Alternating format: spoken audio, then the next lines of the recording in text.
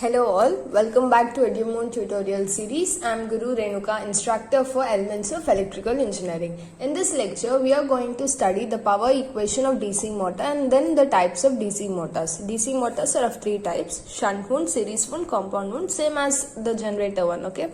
And whereas again the compound generator is again short shunt and long shunt. Okay, let's get started now. Power equation of a DC motor. Just now we have learned that V equals to EB plus IARA. So the power equation of the DC motor will be V into IA equals to EBIA plus IA square RA. Okay, this is the power equation of the DC motor where this V into IA, this is the electric power supplied to the armature, that is the armature input, and then EBIA is the power developed by the armature and this is the armature output or the mechanical power output. Then IA square RA is the electric power wasted in the armature, that is the armature copper loss, and this loss is around 5%. Okay, so this is the power equation VIA equals to EBIA plus IA square RA. Then the condition for maximum mechanical power. For this mechanical power in the sense EBIA, for this output to be maximum, we differentiate it with respect to the armature current. So PM mechanical power PM equals to EBIA, whereas EBIA is VIA minus IA square RA, right? Okay. Now for maximum power, we differentiate this PM with respect to the armature current IA, and we equate it to 0.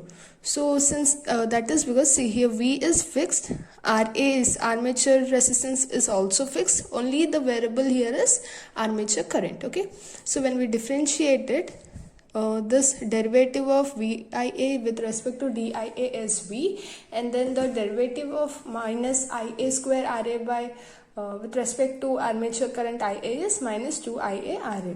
So when we equate this part to 0, we get IA RA equal to V by 2. Then if we substitute this into this equation, that is we have EB equals to V minus IA RA, right, from here, and this IA RA is V by 2. So V minus V by 2, which gives V by 2. That okay, so the condition for maximum mechanical power is EB should be half the voltage, EB equals to V by 2. So when EB equals to V by 2, PM is maximum, but there are some limitations. In practical, we can never attain the maximum mechanical power, right? So what are the reasons they are? The armature current under this condition is very large. It is indeed much excess of rated current of the machine. So half of the input power is wasted in the armature circuit. In fact, we take into account other losses like iron and mechanical. So the efficient will be below 50%. Okay. So, and this is the condition for maximum mechanical power. Types of DC motors. Like generators, DC motors are also three types. They are characterized by the connections of the field winding with relation to the armature. There are three types. First one, it is shunt wound. Second, series wound. Third, the compound wound, which is again as a short shunt and long shunt. Okay. Then first one, the shunt wound motor. Here the field winding is parallel with the armature, but the shunt field, this ISH is not equal to the armature current IA. This is because in order to produce the necessary MMF, shunt field winding has large number of turns and high resistance, and so this ISH is relatively smaller when compared to the IA. Okay, and this is how shunt wound connection is made.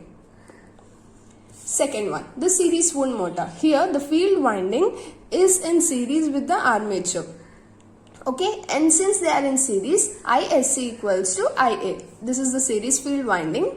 Then and so see, in order to produce the same MMF as here, the series field winding has relatively fewer turns, thick wire and low resistance when compared to the shunt field winding. Okay. This is about series wound motor. Then coming to compound wound motor, there are two field windings. One, it is connected in parallel with armature, and the other, it is connected in series with the armature. If you see here, okay. First one, the short shunt. What happens here is, this shunt field winding is directly connected across the armature terminals. See here, this is the armature and the shunt field winding is directly connected across the armature terminals. Okay. And then coming to long shunt, the shunt field winding is so connected that it shunts the series combination of armature and series field. This is the armature, this is the series field, and this is the series combination, and this shunt field winding is shunting both of them. Okay, this is the short shunt and this is the long shunt. And one more point, the compound machines, either it be the generators or motors, are always designed so that the flux produced by shunt field winding is considerably larger than the flux produced by the series field winding. So we are done with the power equation of DC motor and the types of DC motor. So in the next session, we will learn about the torque equations. Thank you.